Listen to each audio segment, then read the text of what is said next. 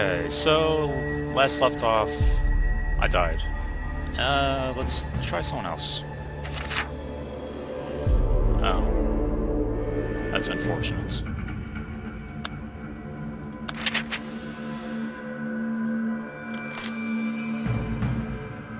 Let's begin a new journey. Select the figurine. I get to keep my souls, yeah. What's the next group? So these guys cost 100 souls. 150. Okay. Let's see, who should I pick this time? This guy's range, if I recall. That's useful.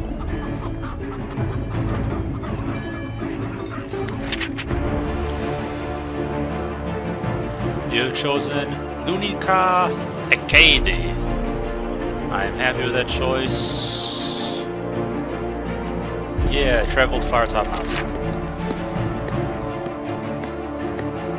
Step.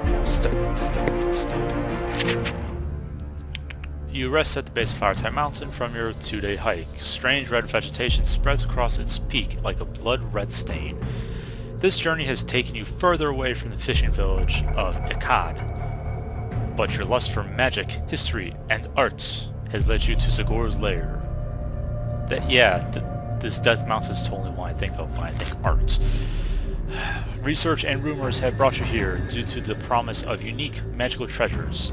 You mainly seek the Amulet of Ashra, a powerful artifact that offers protection and good fortune to those who keep the memory of the old gods. The amulet was prized by one known as Kazbin Minimin.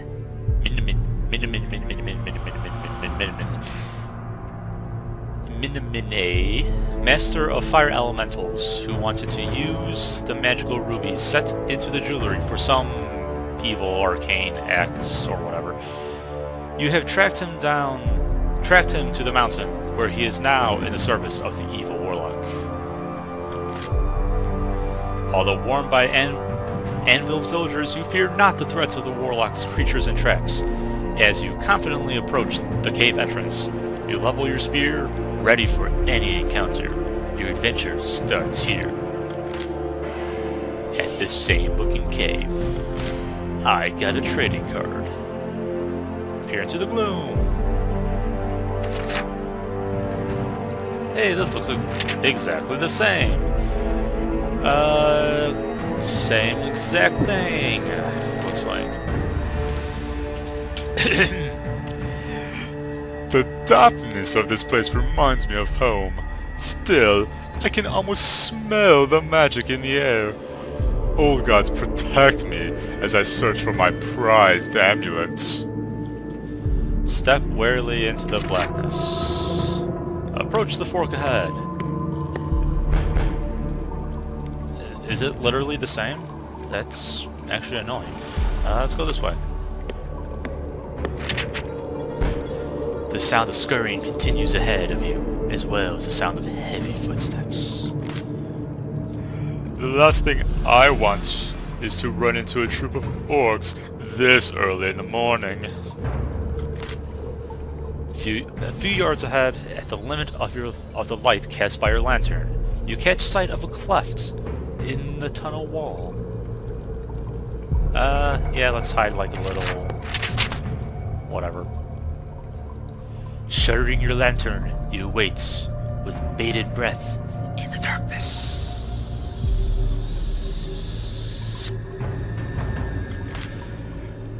I should keep out of sight until I know what I'm up against. You listen intently as the footsteps come closer, and then pass by your hiding place, without the owner of those footsteps ever knowing you're there. Your keen eyes spies a few smaller rocks tumbling down from one of the granite walls as you wait in the dim cleft.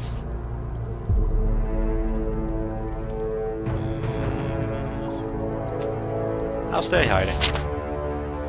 As you wait in the darkness, listening to the receding footsteps, your keen eye spies small pebbles tumbling down from the wall, and you hear the sound of cracking rock. You unshutter your... I said to hide, not fight. You unshutter your lantern and raise your weapon in anticipation as the head of a hideous rock grub with powerful mandibles pokes out of the crevice. You swiftly decapitate it. With the grub dispatched, it is safe to move out of the crevice. Wiping your blade clean of its blood, you decide to leave your hiding place before its mate, or something even worse, like its mother. I should stop making mom jokes. Turns up. So, do I not get souls for killing that? That's lame.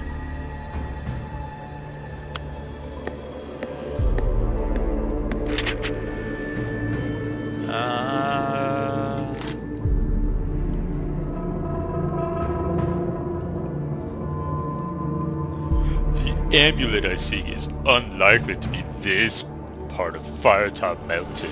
Maybe I should leave the store.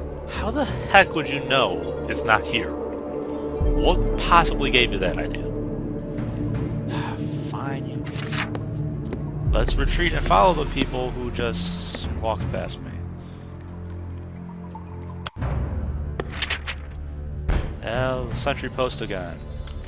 Still asleep, okay. Didn't learn your lesson last time.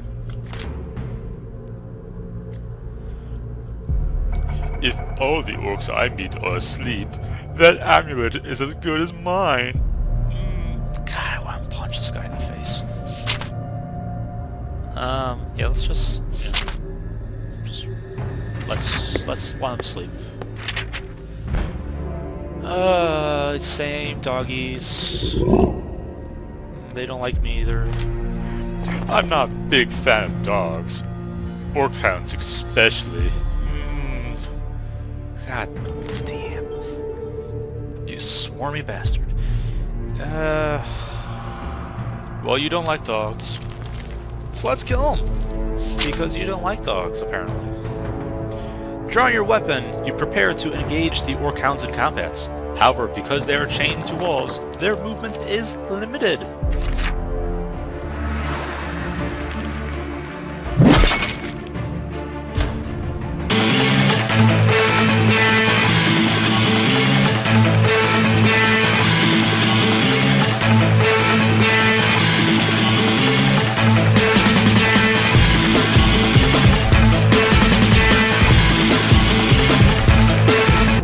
Wait, there's no clash? Maybe that was just a feature icon? Yeah, I killed dogs. Wow, don't take that out of context.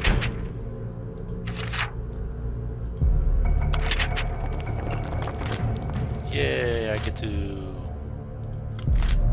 Yes, I will sit on the bench and rest.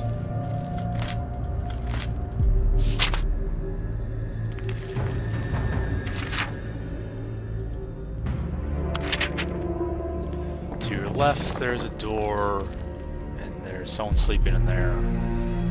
Let's check it out. I did that last time. Maybe the wizard sleeps in here. Who knows? In the center is a rickety table, candle again, another box.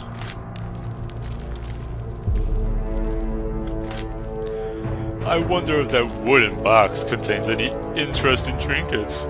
Is it worth the risk to take a look? But of course. This is new. Do I need to scroll?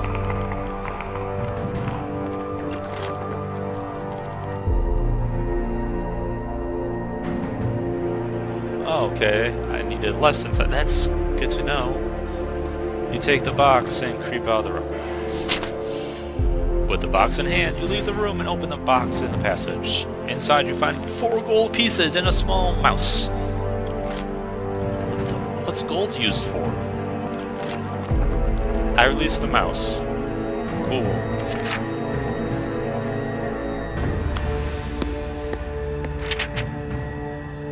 This is the door that had the snake, so let's ignore it.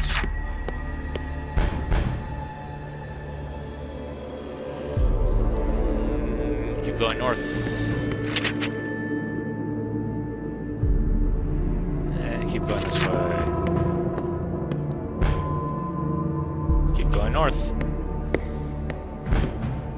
Man, you know, I was expecting every dungeon to be unique to the hero for some reason. Oh, east path.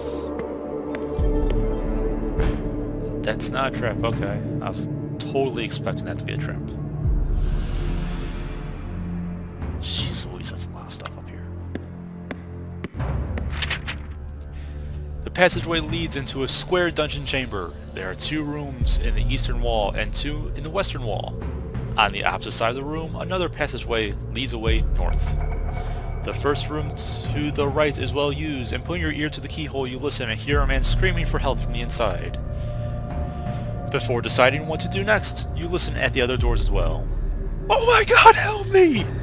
I wonder what's at the other doors. God. Underneath the panic cries from someone behind the second door as well, there is the unmistakable wet slurping sound of a slime beast.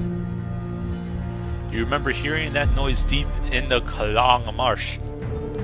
Hello? Hello? Not funny. Open the door. The first door to the left is solid. Are you serious? There's people begging for help, and you're just like, what's in the other doors? Listening at the other door, more tortured screams. Jeez Louise. I dare not think what that slime beast is doing to that prisoner. Maybe I should check that out first. Which one was that? Second door on the right, sure.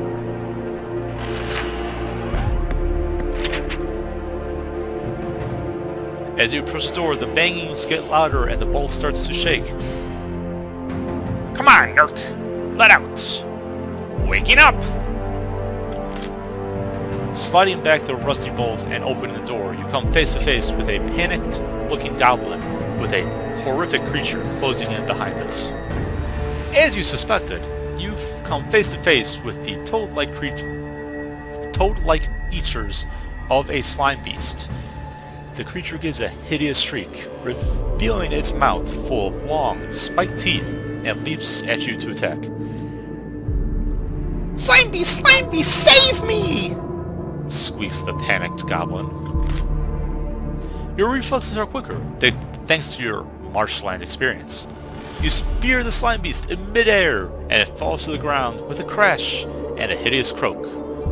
With no more threats in the cell, except for that goblin, you take your spear and clean it. Let's look around. You poke the cowering goblin gently with your spear. Thanks, help! It rasps, relieved. I find Nurk! Punish him! Why have slime beast? The cowardly creature runs off before you can get a word in, leaving you alone in a slime beast cell. Initially, it looked as though there was nothing of value in here.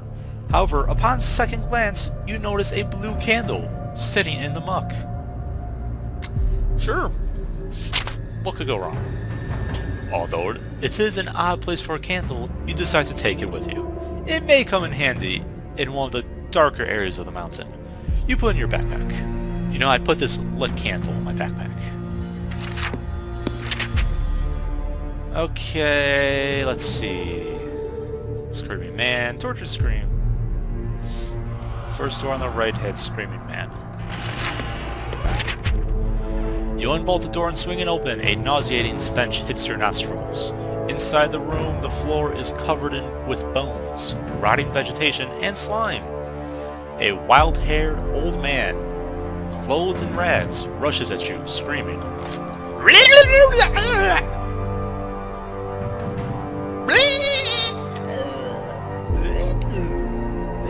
I like doing that. That's a cool feature, I actually like that. His beard is long and gray, and he is waving an old wooden chair leg. Is he simply insane as he appears? Or has this been some kind of trap? Try to shout at him to calm him down. Yes, because shouting at insane people always works. You shout, "You are freed, old man!" at the top of your voice. Instantly, his ranting cease. He stops dead in his tracks and sinks to the floor, weeping loudly. Not how I expected things to happen. As he gradually composes himself, he thinks too many times. Many years ago, he was an adventurer like you, in search of the Warlock's treasure. Then he took an arrow to the knee. What a shame. Overplayed meme. I wonder if this poor man can give me... Sorry. I wonder if this poor man can give me any other information about this place. You ask him for advice, but he says he knows little. Helpful. He advises you to pay your respects to the boatman. He tells you that you must pull the right-hand lever on the wall head to open the iron gates. He has also learned that the keys to the boathouse are guarded by a man and his dog. You shake hands, and he leaves. And then you wash your hand, because it is now disgusting.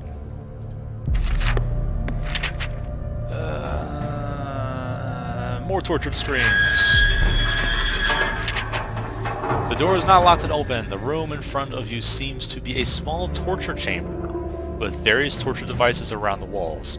In the center of the room, two hunchback goblins are having their fiendish way with the dwarf.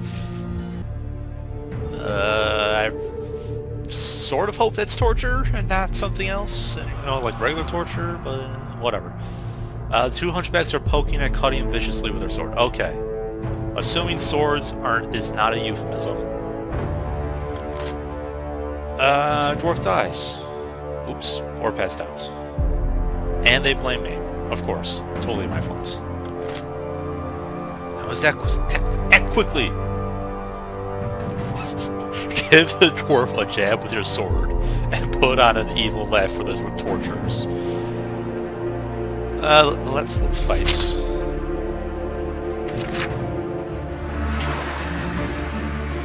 Okay, what's going on?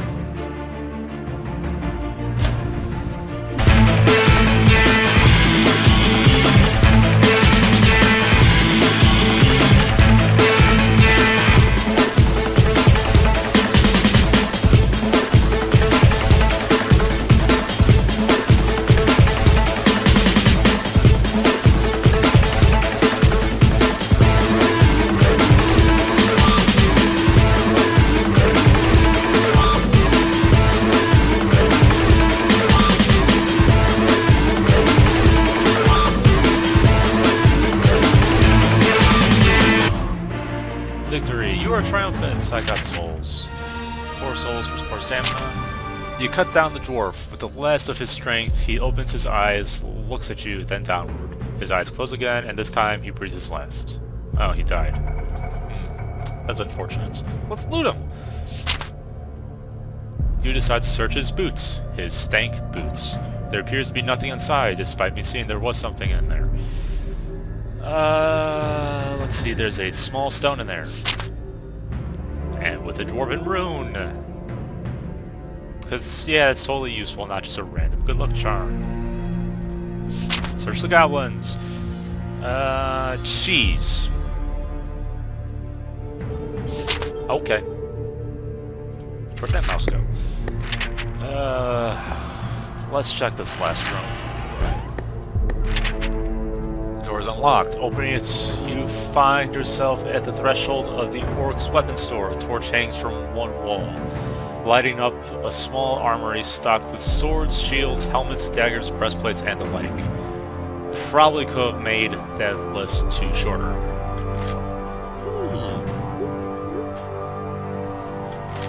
A circular iron shield with a golden crescent lies at the far end of the room. However, as you do not use the shield, it is worthless to you. What else is in here?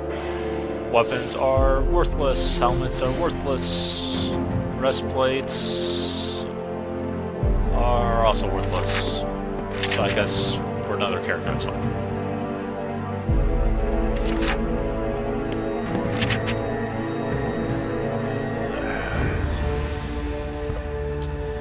Okay, this looks like a good place to stop. So, yeah.